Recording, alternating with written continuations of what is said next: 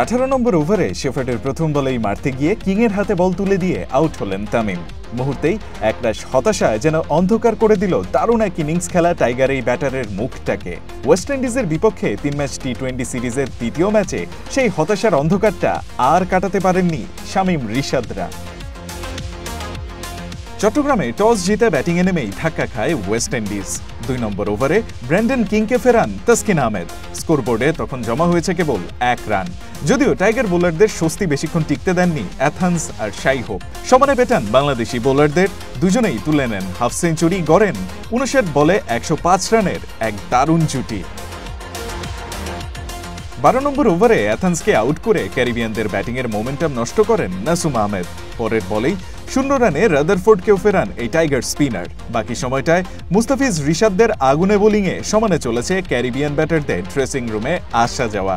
Chase এবং shepherd ছাড়া 2 অঙ্কের রান করতে পারেননি আর কোনো ক্যারিবীয় ব্যাটার। তাই একটা সময় 11 ওভারেই 100-র বেশি রান তুলেও শেষ পর্যন্ত ওয়েস্ট ইন্ডিজকে থামতে হয় 149 রানে। জবাবে ব্যাট করতে নেমে হোল্ডারের বলে 13 রানেই সাইফকে হারায় বাংলাদেশ। 5 নম্বর ওভারে সিলসকে 3-4 মেরে ব্যাটিংয়ের গিয়ার শিফটের কাজটা করেন টাইগার্স কিপার লিটন দাস, কিন্তু টিকতে পারেননি বেশিক্ষণ। 23 রান করে আউট হয়েছেন আকিল হোসেনের বলে। এরপর হৃদয়কে সঙ্গে নিয়ে তানজিদ তামিম করেন 37 রানের এক জুটি।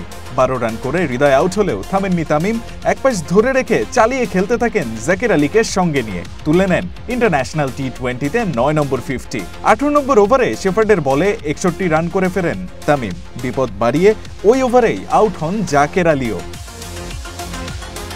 এরপর একে একে শামীম রিশাদ নাসুমের আউটে শেষ পর্যন্ত 135 রানেই থামে বাংলাদেশের রানের চাকা। 14 রানে জিতে টি-20 সিরিজ নিজেদের করে নেয় West Indies. Rayan Ahmed, one sports desk.